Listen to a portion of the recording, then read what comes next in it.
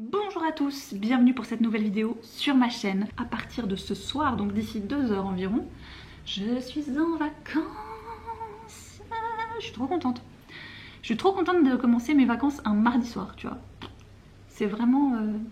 c'est cool. Du coup, là on a une grosse semaine qui nous attend. Déjà que la semaine dernière elle était assez conséquente parce que c'était clairement une semaine avec Vincent où on ne s'est pratiquement pas vu. On a eu je crois un soir où on était que tous les deux et genre waouh trop bien, on se mate un truc, ouais. Et cette semaine on a plein de choses mais en commun. C'est-à-dire que là ce soir on va voir les animaux fantastiques, demain on n'a rien. Jeudi nous avons des invités, vendredi c'est vendredi saint, c'est férié, j'ai mon papa qui a 60 ans. Donc avec ma mère on est en train de préparer tout le blabla, les trucs, les recettes, les machins, enfin bref on s'est un peu tout dispatché pour que chacune fasse des trucs. Puis samedi on est invité chez Anaïs et son mari et ses filles. Et je crois que tout à coup on s'est regardé puis on a fait « Et dimanche? On a quelque chose dimanche ?» Non on n'a rien hein. Ah trop bien on n'a rien. Donc voilà pour les vacances, je me réjouis, je sais pas trop ce qu'on va faire encore, on va certainement trouver quelque chose à faire, j'espère en tout cas. En termes de lecture, je vous ai quitté, j'étais en train de déglinguer le premier tome de la série Wish de Audrey Carlan, je me souviens. Voilà, donc ça c'est fait. Ensuite j'ai lu quoi? Ensuite je me suis fait quelques mangas. Il y avait le tome 2 de l'Éden des sorcières, qui est vraiment un manga que j'ai pas beaucoup vu passer. Je sais que Lily l'a lu également et qu'elle l'a beaucoup aimé, mais j'aime vraiment beaucoup cette histoire, j'aime beaucoup ses dessins, j'aime beaucoup ce manga quoi en fait, voilà tout simplement. Le personnage s'appelle Pili je crois, je sais plus trop son nom. J'ai une mémoire des noms dans les mangas, je suis désolée, je les lis tellement vite que des fois ça me... Enfin, bref. Qui fait partie des dernières sorcières de l'humanité, et une humanité qui est complètement ravagée parce que les plantes et les animaux se sentant menacés et se sachant menacés par l'homme, ont décidé de partir et se sont exilés dans des Éden, donc des endroits cachés auxquels les humains ne peuvent pas accéder. Donc les humains maintenant vivent dans la roche, dans la rocaille, il n'y a rien, il n'y a plus d'herbe, il n'y a plus d'animaux, enfin bref, le monde est mort à part ces fameux Éden. Et les seuls êtres humains qui peuvent accéder à ces Éden sont des sorcières. Pili en fait partie, et malheureusement elle a été victime d'un coup monté par des humains, par des chasseurs de sorcières, et sa mentor, celle qui était en train de la former, est morte suite à une attaque de ces humains. Elle de son côté elle a pu fuir, et maintenant elle recherche ce fameux Éden des sorcières. Donc dans ce deuxième tome on va continuer à suivre sa progression, son voyage, et elle va rencontrer différents personnages, des fois des sorcières, des fois pas des sorcières, et c'est vraiment une histoire que j'apprécie énormément. Ensuite, en manga un peu plus fun, on va dire, mais d'un côté j'étais très contente qu'il ne fasse que 2 volumes, c'était La princesse maudite et son servant immortel. Donc c'est l'histoire d'une princesse qui a été maudite par son père en fait, qui a fait un vœu auprès d'un démon pour que la paix règne sur son royaume. Donc le démon a bien voulu exaucer le vœu de ce roi, mais en contrepartie, la princesse est maudite, c'est-à-dire qu'elle a tout le temps envie de tuer des gens. Donc au début c'était facile parce qu'en gros elle tuait tous les gens qui étaient des délinquants, des voleurs, des assassins dans le royaume de son père. Et donc le taux de criminalité dans le royaume a énormément baissé grâce à cette malédiction. Mais au bout d'un moment, il n'y avait plus de criminels à tuer. Voilà, donc elle a commencé à tuer un petit peu tout et n'importe quoi, jusqu'au jour où elle tombe sur un magicien qui est immortel. Donc il ne peut pas mourir, vraiment, mais enfin littéralement tu peux le couper en 10 millions de morceaux, le truc ne meurt jamais, voilà, il se reconstitue à chaque fois et tout, et Nec plus ultra, lui en plus prend un malin plaisir, mais vraiment un plaisir, voilà, de se faire tuer par la princesse. Voilà, c'est un petit peu sadomasochiste, mais écoutez, chacun ses plaisirs dans la vie. Dans la vie et dans la mort. Ah, attention, on a les deux là. Du coup, c'est très pratique, elle peut tuer ce magicien toute la journée, quoi, en gros, donc elle est contente. Mais au bout d'un moment, la criminalité revient à cause de démons qui reviennent spécialement dans cette ville, tu sais, c'est comme les fins du monde ne se passent que aux États-Unis, les invasions d'extraterrestres aussi, tu sais, c'est que aux États-Unis. Là, c'est un peu pareil, ça se passe uniquement, pratiquement dans leur royaume, ou en tout cas aux alentours, comme par hasard, voilà. Puis il y a quand même une sorte de un petit fil rouge qui commence à apparaître avec un roi démon, etc. qui aimerait conquérir la princesse, en faire sa femme, tout ça. Donc c'est assez rigolo. Après au bout d'un moment ça devient un petit peu lassant parce que L'histoire tourne un petit peu en rond, voilà, tuer des démons, tuer des démons, tuer des démons, enfin voilà. C'est drôle, mais c'est un peu gore pour rien, des fois. Contente que ce soit qu'en 2 volumes, du coup, parce que comme ça, tu vois, je veux dire, c'était vite lu, c'était sympa, c'était rigolo, c'était un peu déconnant, on va dire. Et la dernière bande dessinée que j'ai lue dernièrement, c'est Le Cercle des Dragons de Thé, qui était une petite bande dessinée... quoi, on va dire un peu jeunesse, que j'avais beaucoup vu passer au moment de sa sortie, puis elle m'était complètement sortie de l'esprit. Je suis retombée dessus il n'y a pas très longtemps, donc je me la suis achetée. Et j'ai beaucoup aimé cette petite bande dessinée, très mignonne, c'est très doux, c'est très tendre. On rencontre une jeune fille qui apprend à devenir forgeronne auprès de sa maman. Et un jour, elle va trouver un petit dragon, un dragon thé, qu'elle va rapporter à son propriétaire, et le propriétaire va un petit peu lui apprendre ce que sont les dragons thé. Comme je le disais, c'est une très belle BD, très douce, très tendre, et en même temps je trouve qu'elle a ce petit comment dire, ce petit message, ce petit truc en plus qui invoque la lenteur du moment, tu sais, de l'instant présent, qui est beaucoup imagé par l'infusion du thé. C'est-à-dire que les dragons thé ont des cornes sur lesquelles poussent les fleurs ou les feuilles qui vont être ensuite récoltées pour faire des infusions, faire du thé. Et sauf que ce ne sont pas des plantes qui poussent à toute vitesse, on ne peut pas en avoir une quantité illimitée tout le temps. Et leur infusion, leur préparation, etc. c'est tout un processus très très lent. Et je trouve que c'est très dans l'air du temps comme message finalement, parce que on est tous tout le temps à vouloir tout de suite, tout trop vite. Des fois j'en fais partie aussi, hein, je m'inclus dans le lot. Ah, voilà, à se dire que on aura de tout le temps. Alors en ce moment on est clairement en train de se dire que non, hein. Enfin ça fait un moment, mais là avec les derniers rapports, les dernières infos et tout qui tombent, on se dit encore moins, tu vois. Et là cette BD, je trouve qu'elle met vraiment en avant ça, de savourer aussi et de se rendre compte de ce qu'on a. Ça peut soit avoir une fin, soit il faut attendre un certain temps pour en avoir à nouveau, et que ce n'est pas infini et qu'on ne peut pas tout le temps avoir tout. Enfin ouais, en ce moment je m'exprime très mal quand j'aime quelque chose, c'est horrible. Mais enfin peut-être que vous voyez ce que je veux dire du coup par rapport à ça. Et moi ça m'a beaucoup évoqué ça. Salut, c'est la Margot du futur. Je profite que la Margot du passé est en train de parler bouquin pour vous parler de l'application Nextory qui est le partenaire de la vidéo du jour et qui du coup a sponsorisé cette vidéo. Je les remercie d'ailleurs grandement. Je vous laisse voir à quoi ressemble l'application juste ici, mais en gros, pour vous la faire très simple, vous connaissez tous les plateformes de streaming pour regarder vos films et vos séries préférées.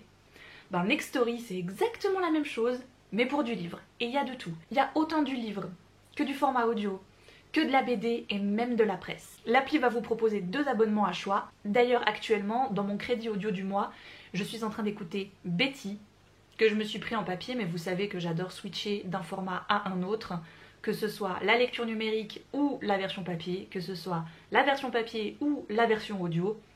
Et le crédit audio par mois, ça vous permet d'obtenir un livre audio par mois via votre abonnement. Je sais que je suis la première à dire que j'aime pas trop lire sur mon téléphone, mais des fois, quand je vois le temps que j'y passe pour absolument rien ou pour lire des articles pas forcément intéressants, je me dis que plutôt que de scroller sur ce genre de trucs, je ferais mieux de scroller dans Nextory en fait. Tout simplement. Évidemment, je vous laisse tous les liens utiles en barre d'infos. Et si vous avez envie de tester gratuitement, je vous laisse le petit code promo juste ici.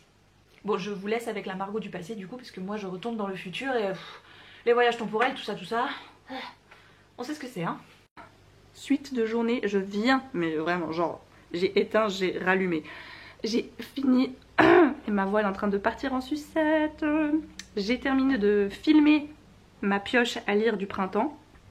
Maintenant, reste à la monter et je ne sais pas quand je vais faire ça parce que je suis en train de vivre les jours les plus longs de mon existence en ce moment. Voilà, littéralement. J'ai 10 millions de choses à faire, vraiment, pour cet anniversaire. Je sais pas ce que je me suis dit quand j'ai dit à ma mère que j'allais faire tout ça. Où est-ce que je me suis dit que j'allais avoir tout ce temps à dispo? Je ne sais pas. Bref, donc là on est rentré des courses. Donc j'ai tout acheté ce qu'il me fallait pour préparer tout ça. Donc je vais peut-être commencer un petit peu maintenant. Mais maintenant j'ai envie de lire un petit peu. Alice est à l'école. Je vais la chercher dans même pas 1 heure. Ouais, mais non, ça change rien de toute façon que je commence à préparer des trucs maintenant ou quoi. Je vais faire ça en fait. Je vais me poser un moment, je vais bouquiner. Après je vais aller la chercher On va vite aller racheter tout ce qui est yogourt, fromage, etc. Parce qu'on en a vraiment plus. Et des œufs aussi, on en a vraiment plus. Et une fois que c'est fait, et une fois qu'on rentre, là je m'y mets. Je commence à faire 2-3 trucs. Ce que j'ai fait déjà maintenant, et ça vraiment genre, alléluia d'y avoir pensé. Je vais vous poser. En fait pour cet anniversaire avec ma mère on s'est tout réparti. Donc elle s'occupait de prendre tous les trucs qu'elle peut prendre chez elle au boulot. Parce que ma mère bosse dans une pâtisserie, chocolaterie. Donc tu vois tout ce qui est pain surprise, je crois qu'elle a commandé des plateaux avec tout ce qui est pain, fromage, viande froide, etc. Les vacherins glacés aussi, qui n'est pas du fromage. Je sais pas si vous connaissez ça, parce qu'une fois j'en ai parlé autour de moi. Et il y a genre des gens qui m'ont dit un vacherin glacé? Mais c'est dégueulasse, c'est quoi? C'est genre un fromage glacé? Je dis, mais non mais pas du tout. En fait on appelle ça un vacherin glacé, mais en fait c'est un gâteau en glace. Et puis tu peux faire des... Enfin il y a des petites décos et tout dessus. Enfin ça ressemble vraiment à un gâteau sauf qu'en fait c'est de la glace. Voilà, mais nous on appelle ça un vacherin glacé, je sais pas pourquoi. Enfin bref, donc elle avait commandé 2 vacherins glacés comme ça pour mon père avec les petits décos, machin, 60 ans, tout ça, tout ça. Donc tout ça c'est elle qui s'en occupe parce que finalement elle le prend depuis le travail. Et au final, je ne dois pas m'occuper de beaucoup de trucs, mais disons que moi j'ai décidé de faire les feuilletés. Je fais des petites torsades ou bien des petits croissants. Les torsades, les croissants. Pourquoi je suis obligée de mimer tout ce que je fais? C'est pas possible. Et mine de rien, ça n'a pas trop l'air comme ça parce que tu te dis ouais c'est bon, tu fais juste des feuilletés et des croissants. Mais ça prend une chier de temps. Et aussi ce à quoi j'ai dû penser, et heureusement que j'ai été chercher ça aujourd'hui et que j'ai déjà commencé à préparer le truc parce que sinon en fait demain ça n'aurait pas été prêt. On parlait de boissons avec ma mère et je lui disais bah, pour les boissons sans alcool tu veux prendre quoi? Parce que moi j'ai vraiment, ça m'horripile dans l'endroit où on a de l'eau, tu sais, de la bonne eau et tout machin, d'aller acheter des boissons comme ça. Et j'aime pas ça, enfin même si elle m'avait dit du coca, du thé froid, enfin j'aurais... Ah non, non, non, on peut faire une fête sans coca, sans thé froid, tous ces trucs, voilà. Donc je lui ai proposé d'amener ma fontaine de 5 litres et de faire du thé froid maison, qui sera quand même beaucoup mieux, il n'y a pas de sucre déjà, donc ça je suis contente. Et c'est juste qu'il faut quand même penser à faire infuser assez tôt parce que c'est infusé à froid. Donc je vous avais déjà expliqué le thé froid maison, comment je le faisais. Infusé à froid, vous mettez une certaine quantité de thé dans une boule à thé ou dans un sachet à thé, vous plongez dedans et il faut laisser en tout cas, je dirais que pour 2 litres, moi je laisse généralement 6 heures, voire toute la nuit idéalement, tu vois. Et là c'est 5 litres, donc j'ai mis 3 gros sachets, les trucs tu sais, que j'utilise jamais là. Je vous dis, je reçois dans les calendriers de l'Avent de thé et je les utilise jamais. Bah là j'en ai utilisé 3. Je suis trop fière de moi. Donc là j'en ai mis dans la jarre. Et après c'était de savoir où est-ce que je fous cette fontaine. Parce que j'aimerais bien que ça reste au frais le plus longtemps possible. Et que quand j'amène la fontaine demain, bah ce soit déjà frais tu vois. Donc j'étais là en train de me casser la tête avec cette fontaine qui passe nulle part. Elle est grande comme ça. Donc si je veux la mettre dans mon frigo, je suis obligée d'enlever un tablard. Enfin, oh my god. J'étais vraiment genre mais comment je vais faire? Et tout à coup j'ai eu une illumination. Mais de, tu sais, genre, oh. Je te la mets au garage, il fait frais. Au pire, j'ai ma glacière. Donc, j'ai été amenée Alice à l'école. Je suis revenue. Puis tu as une fontaine de 5 litres de flotte. Ça pèse en tout cas 6 kilos. Tu vois, vu que déjà rien que le truc en verre est lourd, tu rajoutes 5 litres dedans. Bon, voilà, ça fait son petit poids, quoi. Du coup, j'étais là en train avec mes sachets de thé et tout. Je te la mets... On a un robinet à côté des garages. Donc j'étais là avec mon truc en bas là. Le robinet. J'attendais que ça se remplisse. Et après j'étais foutre ça dans ma glacière avec tous mes pains de glace et tout. J'étais là genre voilà, reste là toute la nuit. Je pense qu'il sera nickel demain. Dans le doute de ne pas avoir assez, parce que c'est toujours ma grande crainte alors que tu sais qu'il va te rester bien assez de choses. Je vais quand même faire encore mes 2 carafes de 2 litres chacune. Pour pouvoir remplir au cas où. Ce qui me fait pratiquement 10 litres de thé froid. Ça devrait le faire. Voilà. Donc ça déjà, c'est check sur la to-do list là, c'est bien. J'ai pas fini. Et ce soir on a des invités. Mais je sais pas à quel moment je me suis dit que j'allais pouvoir encore caser des gens ce soir. Je sais pas. Mais tout est possible. Everything's possible, ok? Voilà, donc là le possible ça va être de prendre le livre, de me poser avec un bon verre de thé froid, voire même un iced latte parce que franchement les iced latte c'est ma vie. Et voilà. Je suis sûre et certaine que dans les commentaires, de toute façon, vous allez me demander comment je fais le mien. Je vais le faire en direct sous vos yeux ébahis. Voilà. Alors, mon secret, c'est d'avoir déjà du café de près. Parce que ça me fait gagner du temps. Et qu'il est déjà froid. Enfin, froid. Ouais. Frais. Il fait frais chez moi en plus, donc ça tombe bien. Donc moi, je fais des grands ice latte parce que j'aime bien le café, en fait. Voilà. En général, je remplis. Moi, je remplis jusqu'à la petite madame du Starbucks, en général. J'aime beaucoup ce verre. Je sais que vous aussi, parce qu'il est vraiment en verre. Et très souvent, on me demande où est-ce que je l'ai acheté. Donc bon, c'est un gobelet Starbucks, certes, vous l'aurez deviné.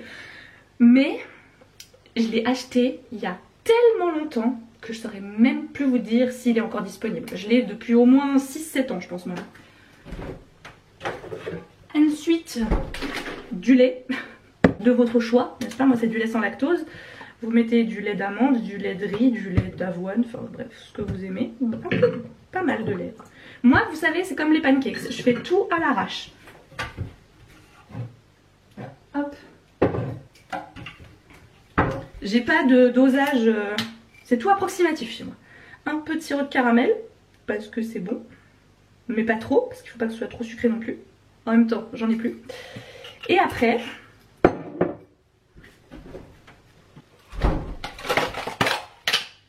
des glaçons. Alors moi, ce sont des glaçons en inox, parce que je déteste quand mes glaçons de flotte fondent et viennent diluer mon ice latte. Et voilà! Santé!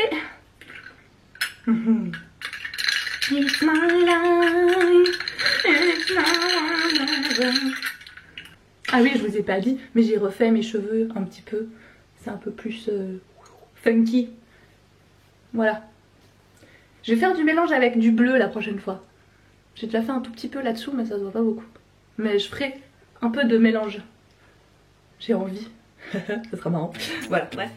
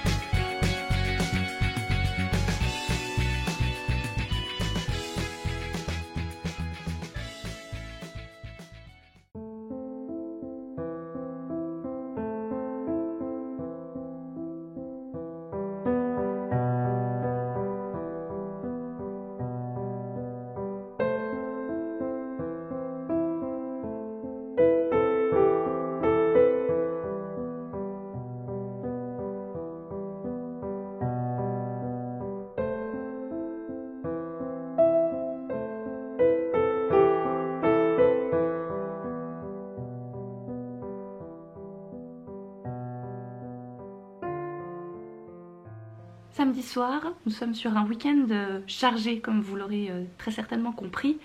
D'un côté, c'est pour ça que ce soir j'ai profité de l'absence de Vincent qui est parti jouer à Magic avec des copains pour me faire une soirée bougie.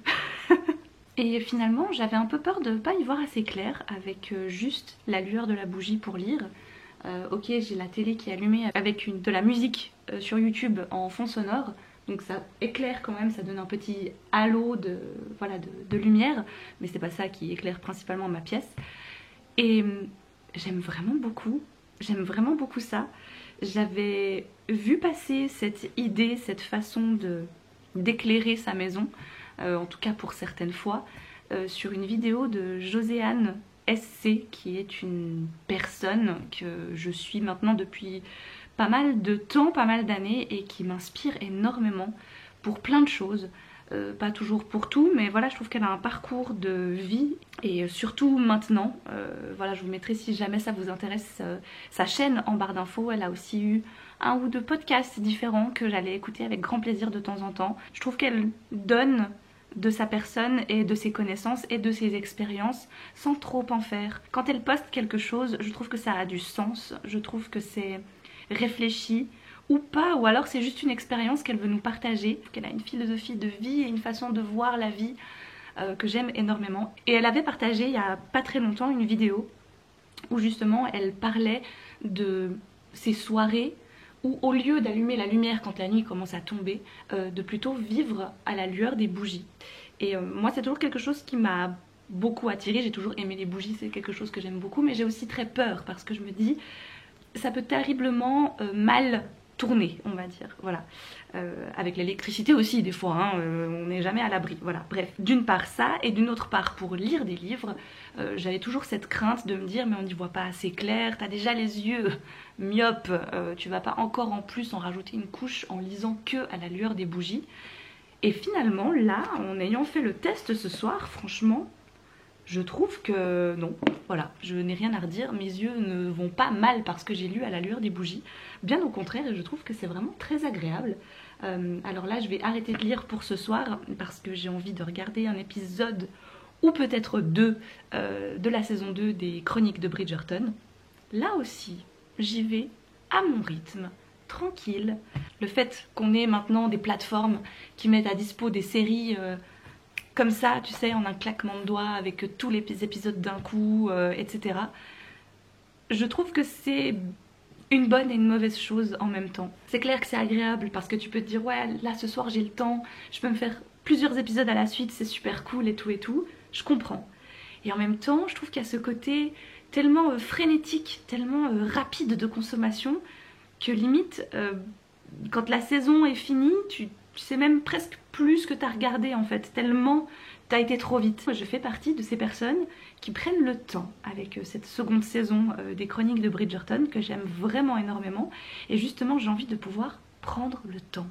J'ai envie de regarder ces épisodes uniquement le soir, quand je suis tranquille chez moi, ou alors un après-midi quand Alice à l'école, mais que je sais, tu vois, que je suis dans un bon mood, que j'ai le temps, que je vais pas passer encore du temps sur mon téléphone en même temps que je regarde la série, que je vais pas aller boutiquer, faire d'autres choses et autres. Ça, je le fais avec d'autres séries, avec d'autres émissions qui sont un peu plus en fond sonore pour moi que vraiment juste du visionnage pur et dur, on va dire. Mais du coup, Bridgerton, j'ai vraiment envie de pouvoir les savourer. Je sais plus trop sur quelle lecture je vous ai quitté du coup, mais j'ai terminé ça à l'instant. Serre-moi fort de Claire Favant.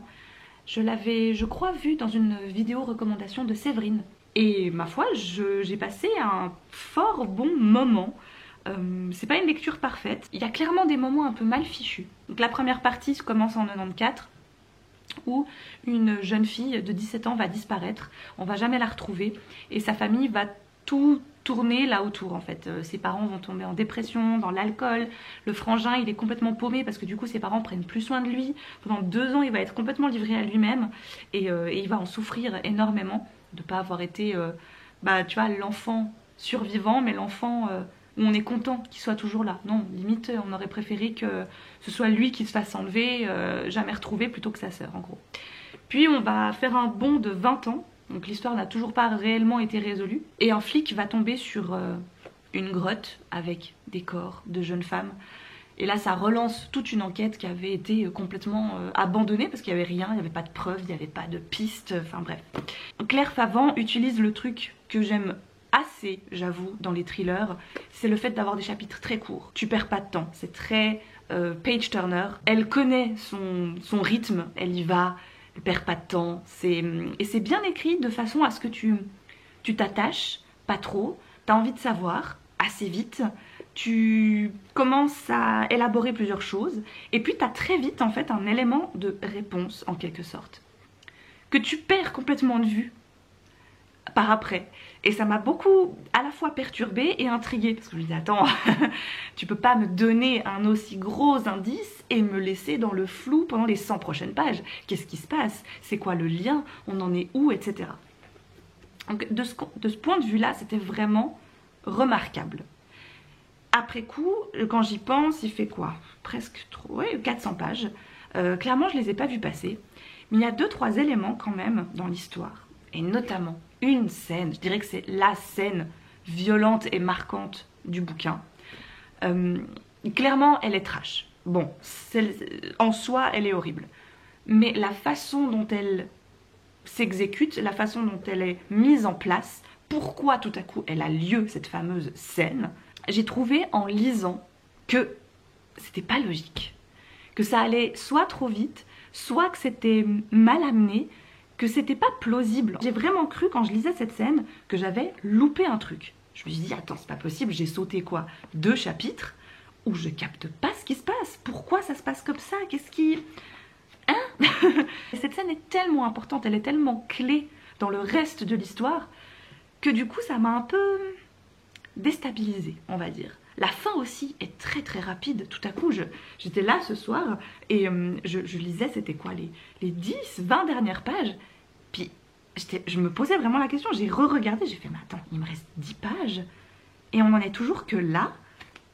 Comment ça peut se finir, tu sais? Et bon, ça se finit d'une façon assez...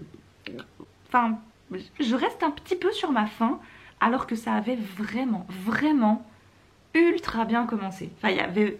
Je dirais qu'à 70-75%, c'est vraiment, vraiment excellent. Et qu'après coup, ça...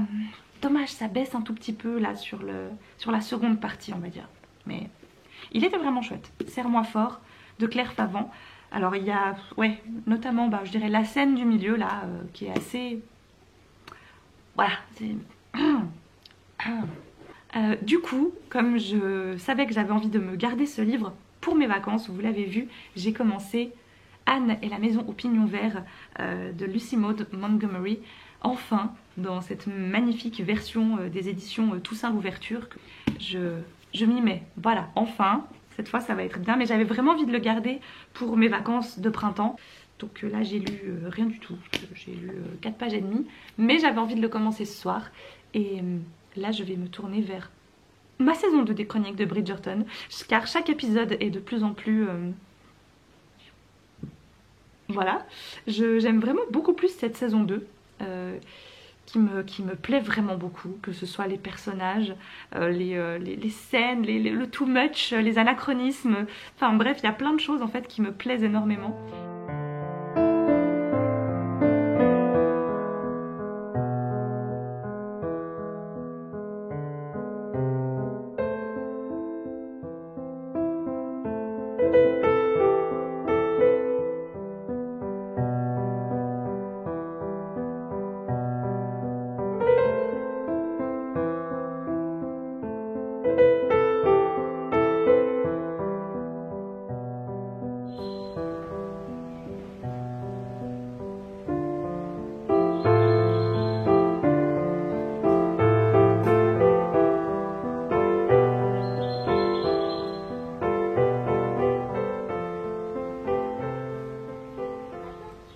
Alors aujourd'hui j'ai été à Emmaüs, mission, je voulais trouver des bougeoirs comme ça pour une seule bougie, vu que vous l'aurez compris je suis en mode m'illuminer à la bougie le soir.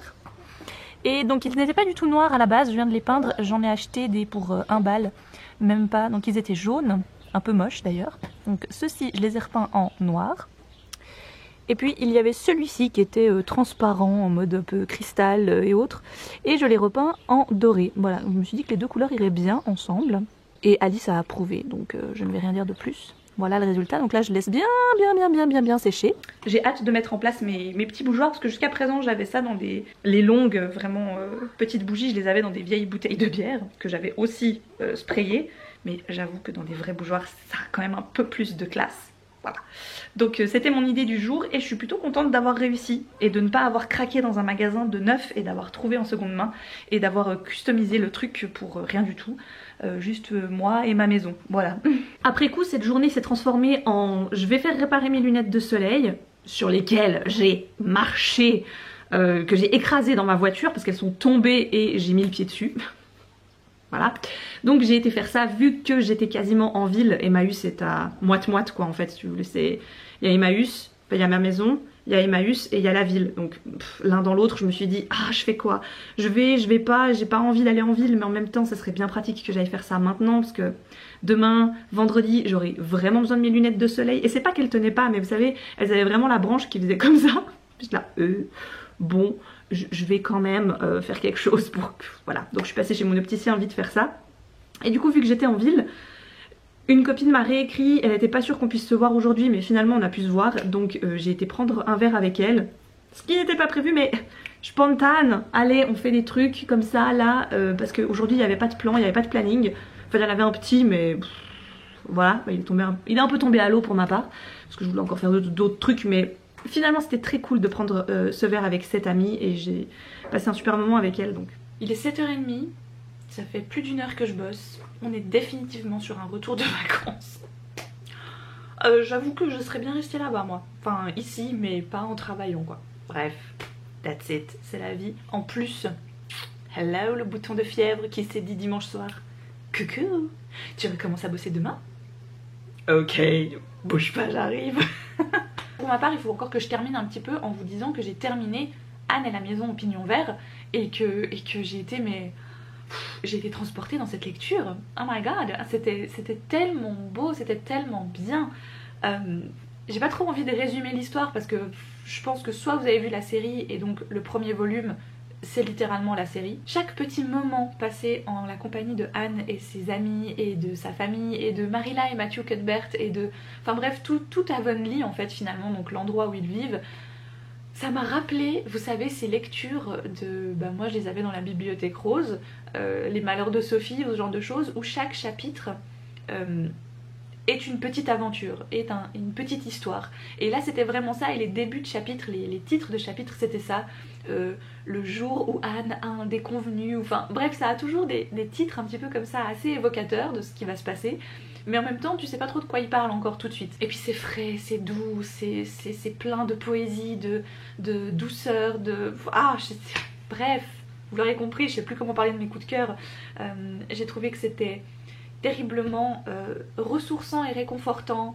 C'était un peu nostalgique, tu sais, de ta propre enfance, quand toi tu voyais les choses avec tes yeux d'enfant, et comme tu vois Anne grandir, tu la vois vraiment passer d'un âge clé à un autre âge clé, c'est-à-dire de ses 10, 11 ans à ses 15, 16 ans. Tu fais waouh, tu sais, il y a un gap entre les deux quoi, il se passe que 3-4 ans, mais t'as vraiment une grosse différence de mentalité à ce genre de moment, à ce genre d'âge. Et toi tu vois Anne, tu vois son évolution, tu vois toutes ses pérégrinations, toutes les choses. Elle va beaucoup trop vite, trop loin dans ses pensées et ses réflexions, mais c'est vraiment le meilleur choix de ma vie de me l'avoir gardé pour les vacances. J'ai prévu le tome 2 pour cet été, dans ma pioche à lire de l'été. Je pense que je vais me le garder aussi pour mes vacances d'été. Tout ça, je vais me dire que chaque vacances, ce sera un tome de Anne. Ce sera cool. Et là je me réjouis tellement, enfin j'avais presque envie de commencer le tome 2 tout de suite, mais je me suis dit que ça ferait un peu beaucoup peut-être, mais je me réjouis, j'ai super hâte. C'était vraiment juste ce qu'il me fallait pendant les vacances. Voilà, je sais pas quoi vous dire de plus, à part que si vous avez besoin d'un livre très réconfortant, dans le genre lecture doudou, ça va rentrer dedans quoi. Voilà, j'en ai pas beaucoup des lectures doudou, mais celle-ci, voilà, je savais un peu que ça allait me matcher, tu vois, j'avais tellement aimé la série, j'avais tellement aimé le personnage de Anne et toutes ces... Voilà, toute son hypersensibilité en fait. Et je l'ai trouvée parfaite sur plein de niveaux. Et aussi un peu pénible à certains moments. Tu sais, quand tu vois que t'as une page entière où elle est dans son monologue complet, où elle va divaguer pendant 20 lignes, et je me dis, non mais c'est juste, c'est Anne, c'est tellement mignon, c'est tellement beau, c'est tellement pur, enfin voilà, j'ai adoré. Là tout de suite j'ai commencé une dose de rage et j'en suis déjà bien à la moitié. Ça a pris du temps à démarrer. Alors j'ai pas du tout envie de vous résumer cette histoire parce que vraiment le résumé qui est derrière le livre, je trouve qu'il est beaucoup trop spoilant. Parce qu'en gros il te donne un truc, une info qui va se passer dans le bouquin et ça arrive que genre vers la page 100. Donc pour moi à la page 100 le livre il est déjà bien avancé tu vois, et le truc en tant que tel arrivait toujours pas. Puis je me disais mais attends... Ça se passe ou ça se passe pas finalement? Donc j'ai pas trop envie de vous en parler. Dans la petite ville Ovidaonis, il y a un réseau de drogue qui circule et ça fait beaucoup de ravages chez les jeunes, chez les moins jeunes. Et il y a un gars qui va arriver dans l'équipe de hockey de son frère qu'elle va prendre pour un gars de l'équipe de hockey de son frère. Sauf qu'un tragique événement va lui faire comprendre que non, il est sous couverture, il fait partie du FBI et il est là justement pour enquêter sur ce réseau de drogue. Elle, comme elle a été atteinte par cette tragédie, elle décide de faire partie de l'équipe, elle décide de devenir indique, de leur filer des infos, de lui trouver des pistes en fait, des trucs à observer que elle peut voir, que lui pourrait pas voir vu qu'il fait pas partie de la communauté dont elle fait partie. C'est hyper bien écrit, franchement la plume elle est assez folle. J'ai eu de la peine un peu à rentrer dedans parce que je trouve que les éléments clés de l'intrigue ils arrivent super tard. Du coup tu sais, t'as une centaine de pages où t'es un peu là genre ouais ok bon il se passe quoi, qu'est-ce qui va se passer. Et là maintenant je suis bien dedans, je suis à la moitié en tout cas. Et c'est vraiment cool, c'est vraiment, enfin cool, c'est fort, c'est... Ouais, c'est à la limite, c'est ce genre de roman à la limite entre ado-adulte. Tu sais pas trop dans quelle catégorie le classer, parce qu'il est vendu comme étant un thriller, truc à suspense ado, mais franchement, moi ça m'a clairement fait penser à Mon territoire de Tess Sharp, et pour l'instant je suis un peu en train de le lire dans cet état d'esprit, vu qu'on est dans ces petites communautés où tout le monde se connaît, puis qu'en même temps il y a un réseau de drogue et de gens malfamés qui circulent et tout. Ça m'a clairement fait penser à ça, le côté hyper territorial, hyper conservateur aussi du mode dans lequel ils vivent en fait. Il y a beaucoup de notions et d'éléments de ces tribus, de ces communautés. Et enfin, pour l'instant je découvre complètement parce que moi j'y connais rien tu vois dans ce genre de mode de vie. Tout ce qui a trait aux légendes et aux cultures amérindiennes, je découvre complètement parce que toi tu connais les clichés, tu vois, je veux dire, pas le choix, on a été abreuvé pendant un certain temps et si tu t'intéresses pas de toi-même concrètement au truc, bah tu vas rien apprendre de plus. Et clairement j'ai pas assez de vie pour m'intéresser à toutes les communautés même si j'adorerais. Mais là d'avoir une autrice, donc c'est un Own Voices, c'est une autrice qui fait partie d'une communauté amérindienne, bah du coup ça t'apprend plein de trucs, t'es au cœur même de, je pense, ce qu'elle a dû vivre. En plus ce que j'aime beaucoup c'est que l'histoire se déroule en 2004, donc je pense que ça doit être fortement inspiré de ce qu'elle a vécu. Elle doit avoir peut-être un peu plus de mon âge, je dirais peut-être 35 ans, je sais pas, j'ai pas trop regardé encore la note de l'auteur à la fin. Du coup, à mon avis, tu vois, en 2004, elle avait l'âge de son personnage en fait. À bien y réfléchir. Et le fait de planter l'histoire en 2003-2004, ça apporte pour moi un côté ultra nostalgique sur tout ce qu'il n'y a pas en fait. Il n'y a pas de téléphone portable hyper sophistiqué, tu vois, enfin les films tout à coup qu'elle évoque c'est hyper, enfin bref voilà. Pour l'instant ça matche bien, j'aime bien, je passe un bon moment et je croise les doigts pour la fin parce que ça promet. Je vous en reparle d'ailleurs très très vite j'espère. Cette vidéo touche à sa fin, j'espère qu'elle vous a plu. Petit rappel, il y aura bien le live Bavardage and Chill lundi 2 mai vers 20 h sur ma chaîne YouTube. J'en profite pour une fois que je poste une de mes vidéos avant le live. Je fais la petite pub vite fait, voilà. Je vous embrasse très fort, je vous souhaite de merveilleuses lectures et je vous dis à une toute prochaine.